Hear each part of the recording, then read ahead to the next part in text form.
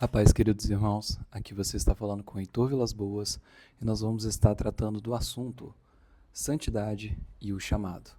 Vamos estar falando do texto de Isaías, capítulo 6, dos versos de 1 até o 8. A minha Bíblia, Keara, diz o seguinte: No ano da morte do rei Uzias, eu vi o Senhor assentado sobre um alto e sublime trono, e as abas de suas vestes enchiam um templo. Serafins estavam por cima dele. Cada um tinha 6 asas. Com 2 cobria o rosto, com 2 cobria os seus pés, e com 2 voava. E clamavam uns para os outros, dizendo: Santo, Santo, Santo é o Senhor dos exércitos. Toda a terra está cheia da sua glória. As bases do limiar se moveram à voz do que clamava, e a casa se encheu de fumaça. Então disse eu: Ai de mim, estou perdido, porque sou homem de lábios impuros, habito no meio de um povo de impuros lábios, e os meus olhos viram o Rei, o Senhor dos exércitos. Então um dos serafins voou para mim, trazendo na mão uma brasa viva, que tirara do altar com uma tenaz. Com a brasa tocou a minha boca e disse: Eis que ela tocou os teus lábios. A tua iniquidade foi tirada, e perdoado o teu pecado. Depois disso, ouvi a voz do Senhor que dizia: A quem enviarei? E quem há de ir por nós? Disse eu: Eis-me aqui, envia-me a mim. Amém. Meu querido irmão, antes de nós começarmos expondo o texto, é importante nós tratarmos do contexto da época. Se nós repararmos bem, o texto de Isaías começa nos dizendo que no ano da morte do rei Uzias. Então, vamos entender melhor quem foi este rei. No caso, a descrição bíblica sobre o rei Uzias, você pode achar, por exemplo, em 2 Crônicas, capítulo 26. Não vou fazer a leitura aqui agora, para que nós possamos focar no texto de Isaías. Bem, Uzias, ou Azarias, ele foi um rei que, com apenas 16 anos, um jovem, ele foi consagrado rei de Israel.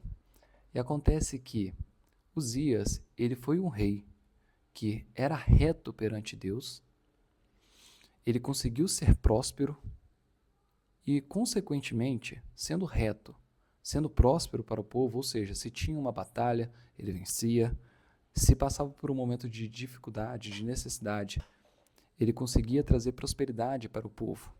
Consequentemente, aqueles que eram governado por Uzias, com certeza gostava da sua regência e queria que ele governasse por quantos anos fosse possível, se possível até dobrasse, pois afinal de contas ele poderia ser, vamos colocar dessa forma, um símbolo de paz, um símbolo de prosperidade ali para aquele povo. Ou seja, com certeza gostavam dele, queriam que ele permanecesse. E Uzias, ele não governou só de 4, 8 ou 16 anos. Não. Uzias governou durante 52 anos. Ou seja, 52 anos, mais de 5 décadas, ele governou perante o povo. Muito tempo. Se nós formos analisar hoje, seria como se ele tivesse visto eu e você, os nossos filhos e os nossos netos, de tanto tempo que ele governou. Então, com certeza, o povo já estava acostumado com Uzias.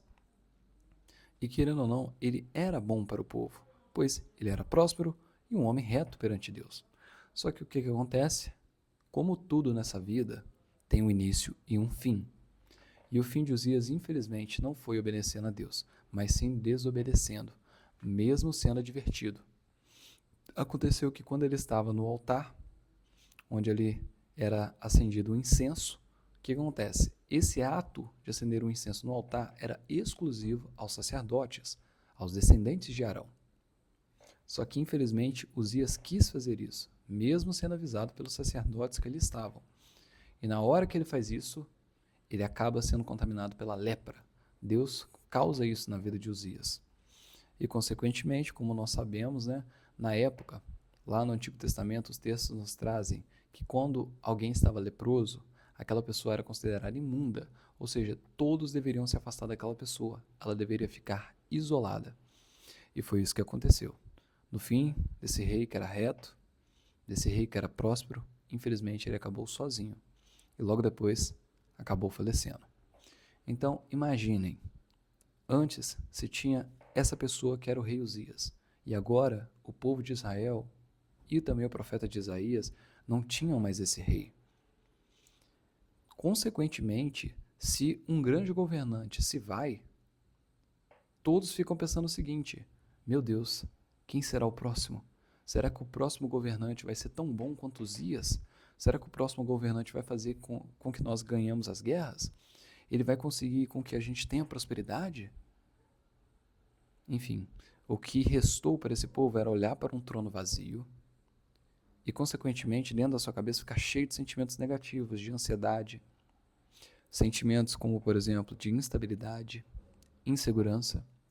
Era isso que restava para o povo.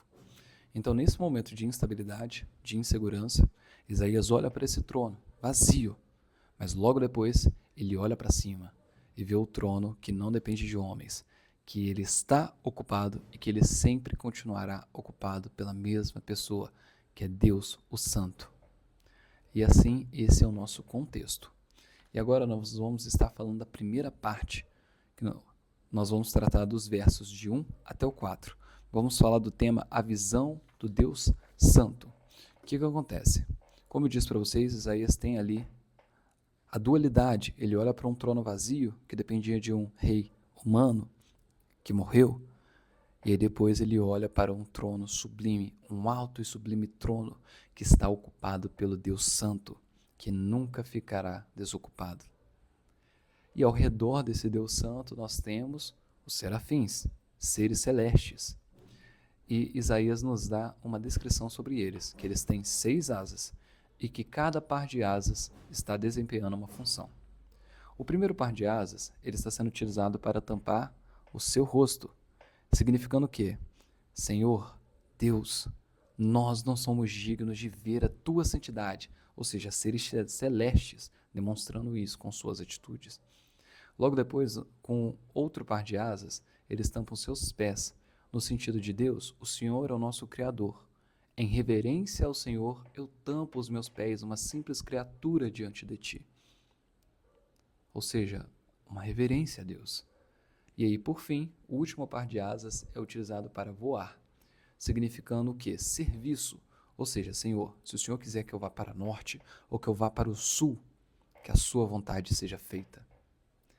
Então, vamos reparar que das 6 asas, 4 eram utilizadas para adoração e 2 asas eram utilizadas para o serviço. Significa que antes do serviço vem a adoração. E acontece que nesse momento ali dos serafins próximos de Deus, eles estão clamando, dizendo: Santo, Santo, Santo é o Senhor dos exércitos.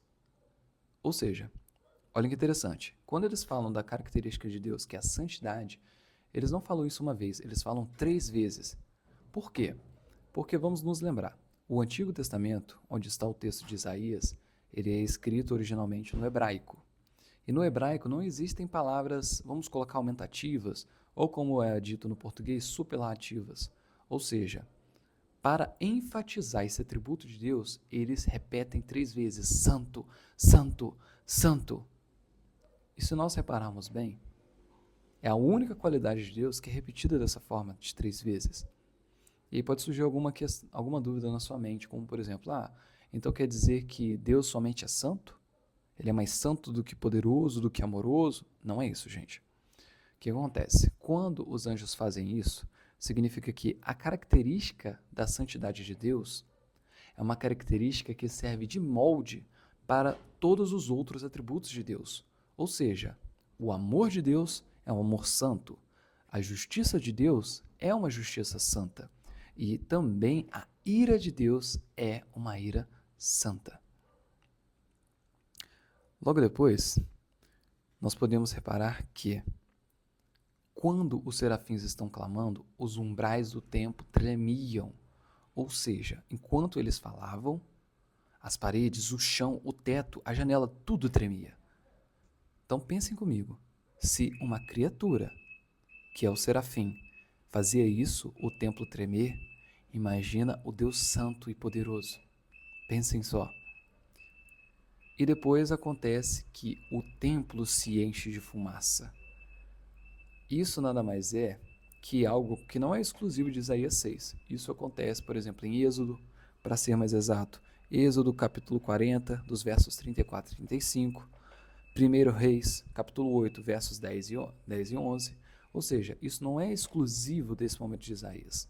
Mas o que essa fumaça, o que ela simboliza? Simboliza que a presença santa e inacessível de Deus estava ali. É um sinal da presença santa de Deus. E ela é inacessível porque está escrito: o homem que contemplar a santidade de Deus com certeza morrerá. Então, esse é o nosso primeiro tópico. E agora nós vamos entrar na segunda parte da exposição do texto, que está no verso 5 apenas, que se fala sobre o quebrantamento humano. Bem, Isaías estava diante de Deus. Então, o que nós podemos pensar? Heitor, ele estava feliz? Bem, de acordo com o que Isaías falou, nós vamos separar que ele estava desesperado. Mas vamos entender por que, de acordo com a frase dele. A Bíblia nos diz que Isaías fala o seguinte: ai de mim, estou perdido, sou homem de lábios impuros e habito no meio de um povo de lábios impuros, e os meus olhos viram o Rei, o Senhor dos Exércitos. Ou seja, Isaías começa dizendo, ai de mim. Hernandes Dias Lopes, expondo esse mesmo texto, fala muito bem que o ai de mim, que Isaías fala, seria o mesmo que uma mãe que perde o seu único filho diria, ai de mim. Mas Heitor, mas por que Isaías fica desesperado? É muito simples. Pensem comigo. O que eu e você e Isaías temos em comum? Todos nós, sem exceção, somos pecadores. E nós estamos diante de quem? Do Deus que é santo. Se ele é santo, logo, ele não tem pecado. E nós sabemos que Deus, ele abomina o pecado. Ou seja, eu que tenho pecado, estou diante de alguém que é santo e que abomina o pecado. Então, a primeira reação de quem realmente contempla a santidade de Deus não é a euforia, é o pavor, é o desespero, é o medo. Isso que nós devemos sentir. Meus irmãos, se nós repararmos na confissão de Isaías, ele poderia confessar qualquer pecado. Ele poderia falar, por exemplo, da idolatria, da prostituição, do assassinato. Mas não. Isaías fala sobre lábios impuros. E o que é curioso e ao mesmo tempo chega a ser irônico, era porque Isaías era um profeta. Ou seja, para ele exercer sua função de profeta, sua principal ferramenta para levar profecias para o povo era a sua boca. E o pecado dele estava na sua principal ferramenta para profetizar, os seus lábios. E vamos ser sinceros, quanto de nós também tem lábios impuros? Quantos de nós não usamos a nossa boca para fofocar? Quantos de nós utilizamos a nossa boca para dizer aquilo que não edifica? Ou quantos de nós chega na igreja no domingo glorificando a Deus, mas na segunda-feira usa os seus lábios para falar mal dos outros?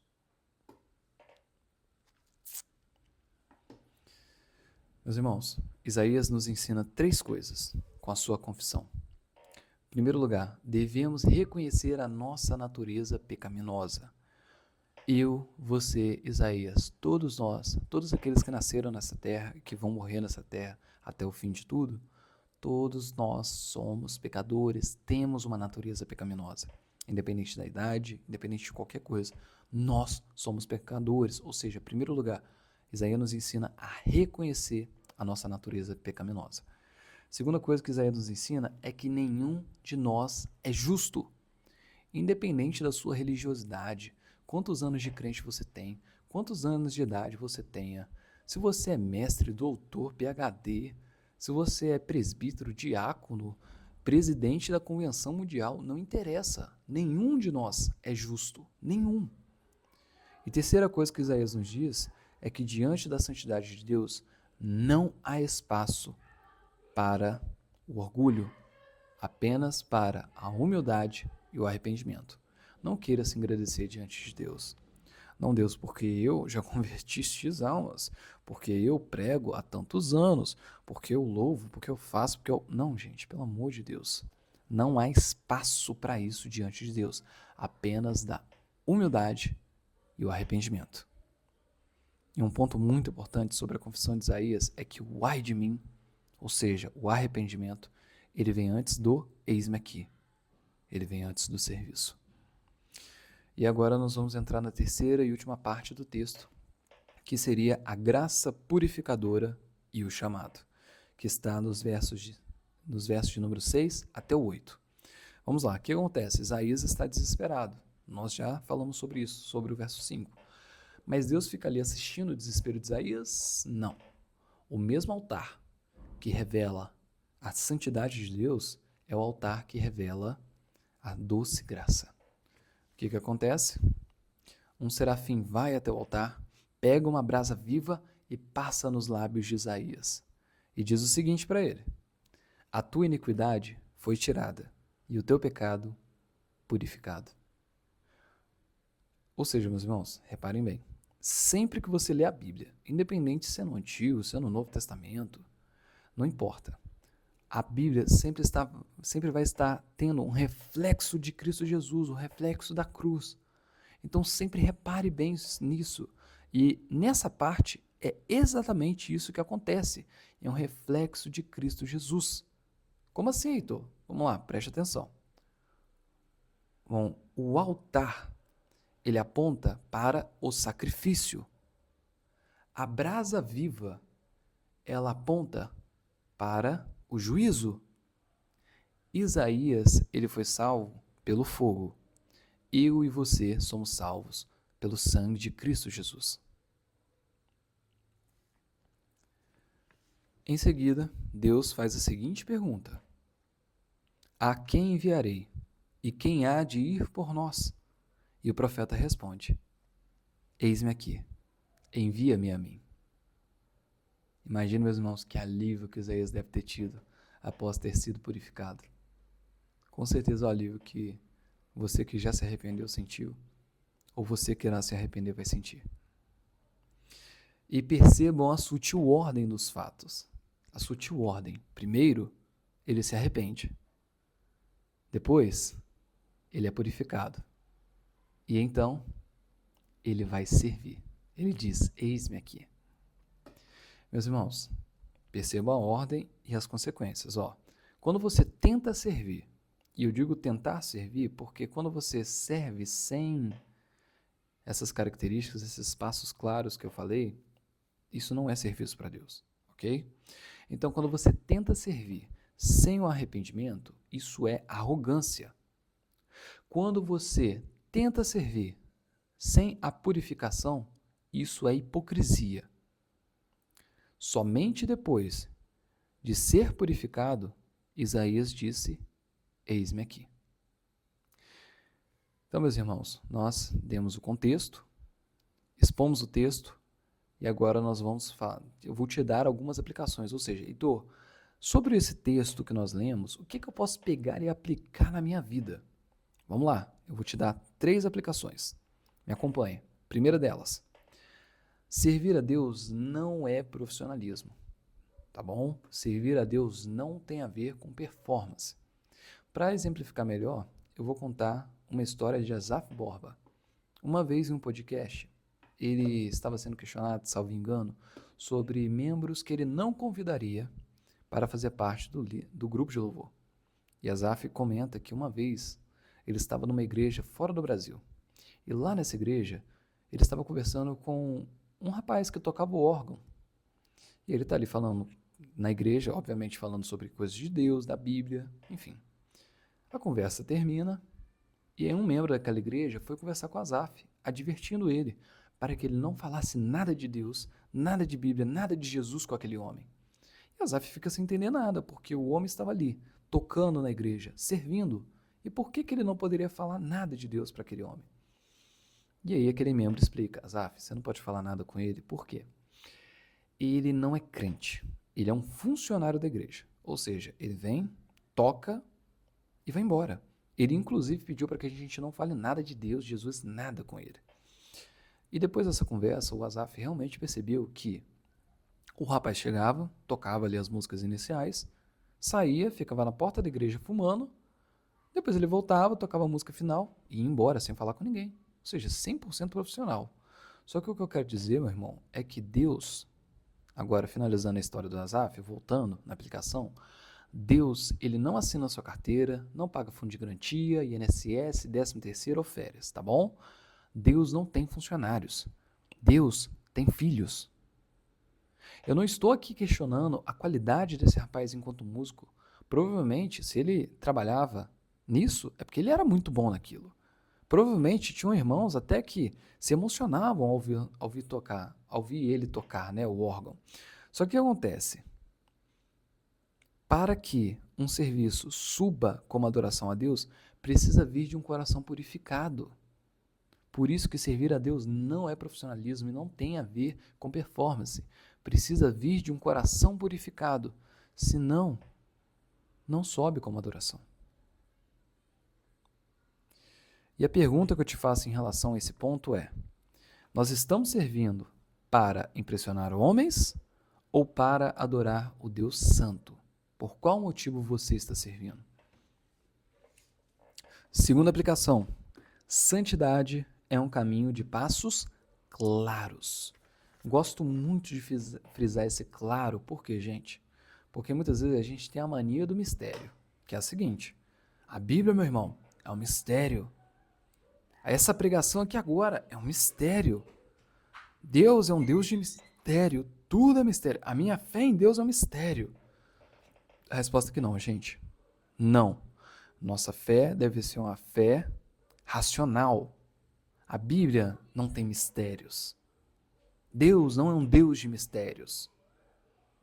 Então, meus irmãos, a Bíblia ela é clara. Pense racionalmente. Não fique jogando tudo em cima do mistério, mistério, mistério. Não é nada disso.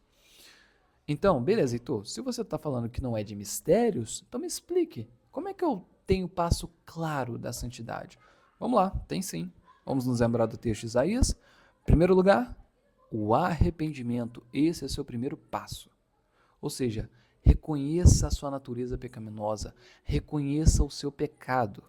Mas quando eu estou dizendo reconhecer, é você reconhecer mesmo. Entender que aquilo é errado e não buscar fazer mais aquilo. Não é ficar passando pano, maquiagem ou qualquer coisa do tipo. Ok? Meus irmãos, entendo. Pecado é pecado. Ou seja, não tente ficar justificando, não, mas eu faço isso porque eu fui criado assim, não porque eu faço isso por causa daquilo. Não, é errado e ponto final. Reconheça isso. Não tente justificar. Só que, obviamente, eu não quero ser leviano. Eu entendo que talvez você esteja passando por um momento muito difícil. Talvez você esteja tão arraigado naquele pecado que você acredite que você não consiga sair sozinho daquilo. Vou dar um exemplo, por exemplo, das drogas. Ou às vezes você está tão viciado em algo que você não consegue sair sozinho daquilo. Pelo menos é isso que você acredita. O que eu tenho que te dizer, meu irmão, é que sim, você consegue sair disso. Você consegue. Como? Ore para Deus. Busque ajuda profissional dependendo do seu caso. Um médico, um psicólogo, um psiquiatra. E busque o pastor da sua igreja. Busque um irmão com quem você tenha muita afinidade. Procure ajuda e você conseguirá sair de onde você está. Amém? Segundo passo claro, a purificação. Heitor, como é que eu vou ser purificado? Gente, a resposta é muito simples. Crer que Cristo Jesus é o seu Senhor e Salvador. Pois como está escrito em João 3,16, porque Deus amou o mundo de tal maneira que deu seu único Filho, para que todo que nele crê não pereça, mas tenha vida eterna. Ou seja, se você quer ser purificado, creia que Cristo Jesus é o seu Senhor e Salvador. Mas eu não estou falando, gente, de você chegar, levantar a mão e falar, não, Heitor, mas eu acredito em Deus. Não, eu declaro que Cristo Jesus é meu Senhor e Salvador. Gente, falar, até papagaio fala. Palavras sem confirmação de atitude são apenas barulho. É só isso. Ou seja, você precisa realmente falar, mas ter atitudes de confirmação. Por exemplo, como vocês podem ver, eu tenho uma aliança no meu dedo, ou seja, eu sou casado, ok? Sou casado. E aí eu falo, gente, queria comentar algo para vocês, ó, eu amo a minha esposa. Ok? Eu falei isso. Só que aí, daqui a pouco, eu vou lá, vou bater nela, vou abusar psicologicamente dela, fisicamente, eu não vou protegê-la, não vou fazer nada de bom. Tudo que é de ruim e pior eu vou fazer na vida dela. Aí eu pergunto pra vocês, adiantou alguma coisa eu dizer que amo ela? Óbvio que não. As minhas atitudes não confirmaram as minhas palavras. Ou seja, não simplesmente fale que você acredite em Cristo Jesus, as suas atitudes têm que confirmar isso. E quando você fala e as suas atitudes confirmam isso, significa que você foi purificado. Beleza, Heitor? Me arrependi, fui purificado, crendo que Cristo Jesus é meu Senhor e Salvador. Qual o terceiro e último passo? O serviço. O serviço. Meus irmãos, e é um serviço bom, é um serviço que você faz com alegria. Eu não estou falando para você abandonar sua família para cuidar da igreja, não estou falando disso. Mas é um serviço que você faz com alegria. Vejam bem, você não está fazendo favor para Deus. Não, Deus, eu vou aqui trabalhar na igreja, mas sabe essa dorzinha que eu estou sentindo? Tira ela. Não, eu vou servir na igreja, mas eu quero uma vida boa, eu quero uma vida tranquila, sem batalha, sem luta. Eu quero nenhum problema, Senhor. Eu quero minha conta bancária cheia, sem saúde, feliz.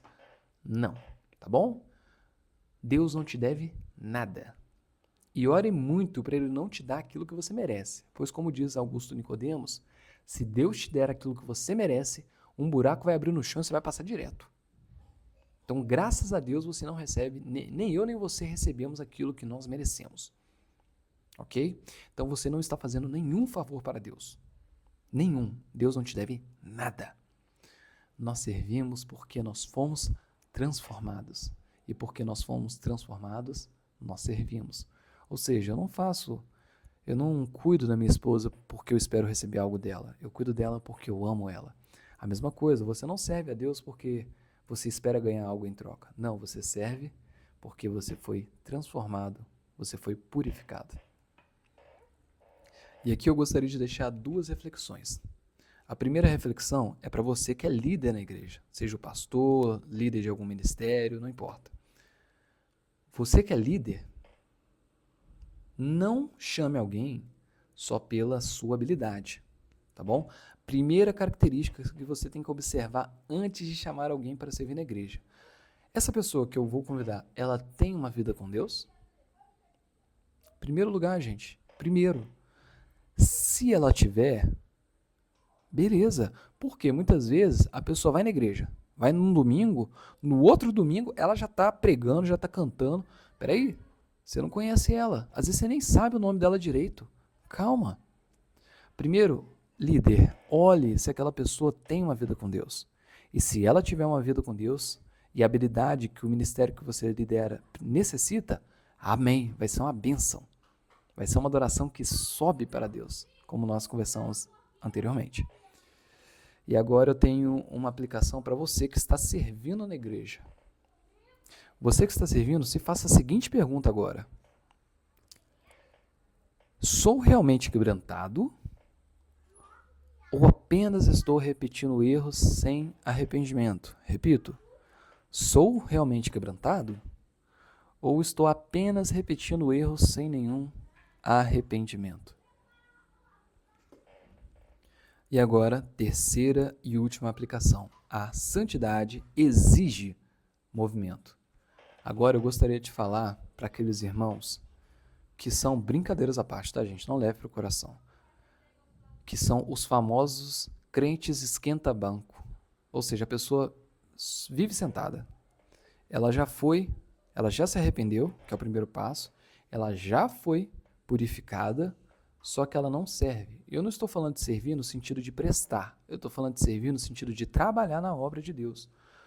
Ela não serve, às vezes, ela nunca serviu, ou ela já trabalhou na igreja, mas parou, devido a alguma chateação, alguma infelicidade com algum membro, com alguma situação. E eu queria te dizer o seguinte, meu irmão, eu não sei o que aconteceu com você. para você ter parado de servir. Mas o que eu tenho a te dizer é que, infelizmente, não existe igreja perfeita nessa terra. Infelizmente. Então, a chateação que você teve, você teria em qualquer outra igreja. Porque a gente tem a falsa impressão de que se eu fosse para outro lugar, eu seria mais feliz. Mas não, infelizmente, os erros vão acontecer. Por quê? Porque são igrejas que têm pessoas pecadoras, que infelizmente pecam e erram. Então, não quero ser leviano, mas perdoe esse irmão que te chateou. Perdoe essa situação, ok? Por quê? Porque, meu irmão, por favor, não enterre o seu dom. Ah, Heitor, mas eu não tenho dom. Sim, você tem. Antes de você sonhar, pensar em nascer, pensar em existir, Deus já sabia quem era você, Deus já sabia o seu nome e Deus já tinha te dado um propósito. Ou seja, o Deus que te salva, que te purifica, que te dá a doce graça, é o Deus que te chama para servir. Venha trabalhar na obra de Deus, meu irmão. Vai ser bênção. E aí, meus queridos, para nós finalizarmos, eu gostaria de trazer uma última reflexão para nós concluirmos aqui agora, que é a seguinte: Isaías, ele começou olhando para um trono vazio, só que ele terminou olhando para um trono eterno. Talvez hoje você esteja passando por alguma crise, seja o desemprego, uma doença, alguma coisa que saiu do seu controle. Talvez aquilo ou aquele que representava o rei Uzias na sua vida tenha morrido. Mas o trono de Deus continua ocupado. A pergunta que eu te faço é: você já disse, ai de mim? Você já foi purificado pela graça? Você já respondeu, eis-me aqui? Santidade não é uma opção para alguns crentes radicais. Santidade é a marca de todos aqueles que foram tocados pela glória de Deus. Quem realmente viu o santo nunca mais consegue viver da mesma forma. Meu irmão, que Deus te abençoe, que você possa se arrepender, ser purificado e servir na obra de Deus. Caso você tenha gostado dessa palavra, curta, comenta e compartilhe com alguém. Amém? Fica com Deus.